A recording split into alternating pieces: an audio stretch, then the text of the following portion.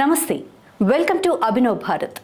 2024 ఎన్నికల్లో వైసీపీ ఘోర ఓటమికి ఆ పార్టీ మంత్రులు కూడా ఒక కారణంగా చెప్పవచ్చు. అందులో సినీ నటి రోజా ముందు వరుసలో ఉంటారు.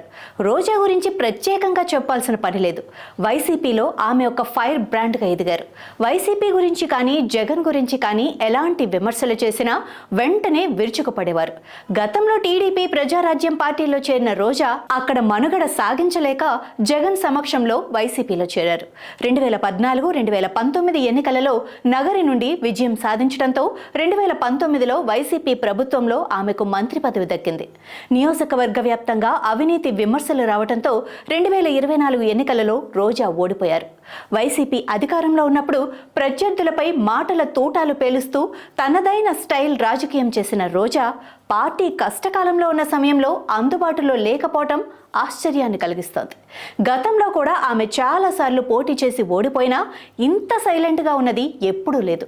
ఎన్నికల ఫలితాలు వచ్చిన మొదట్లో 1-2 సార్లు జగన్ చేసిన రివ్యూలకు హాజరైన ఈ మాజీ మంత్రి ఆ తర్వాత నియోజకవర్గ వైపు వెళ్లడమే మానేశారు. రీసెంట్గా ఫారిన్ టూర్కి వెళ్లిన రోజా అక్కడ పొట్టి డ్రెస్లో కనిపించి అందరినీ ఆశ్చర్యపరిచింది. ఆ ఫోటోలతో ఆమెను ప్రత్యర్థులు తెగ ట్రోల్ చేస్తున్నారు. రాజకీయంగా ఆమె సైలెంట్గా ఉన్నప్పటికీ సోషల్ మీడియాలో మాత్రం ఆమె పేరు గట్టిగానే వినిపిస్తోంది. ఇదిలా ఉంటే రోజాపై ఇంకో వార్త కూడా సోషల్ మీడియాలో బాగా వైరల్ అవుతోంది. ఆమె ఏపీ రాజకీయాలకు గుడ్ బై చెప్పేసి తమిళనాడు రాజకీయాలపై ఆసక్తి చూపిస్తున్నట్లుగా ఓ వార్త వైరల్ అవుతోంది. తమిళ స్టార్ హీరో విజయ్ స్థాపించిన పార్టీలో రోజా చేరుతున్నారని జోరుగా ప్రచారం సాగుతోంది. అందుకే ఆమె ఎక్కువ సమయం తమిళనాడులో ఉంటున్నారని వార్తలు వినిపిస్తున్నాయి. ఇప్పటికే వైసీపీ నుండి వలసలు మొదలవడంతో త్వరలోనే వైసీపీ ఖాళీ అయ్యే పరిస్థితి రావచ్చని రాజకీయ విశ్లేషకులు చెబుతున్నారు.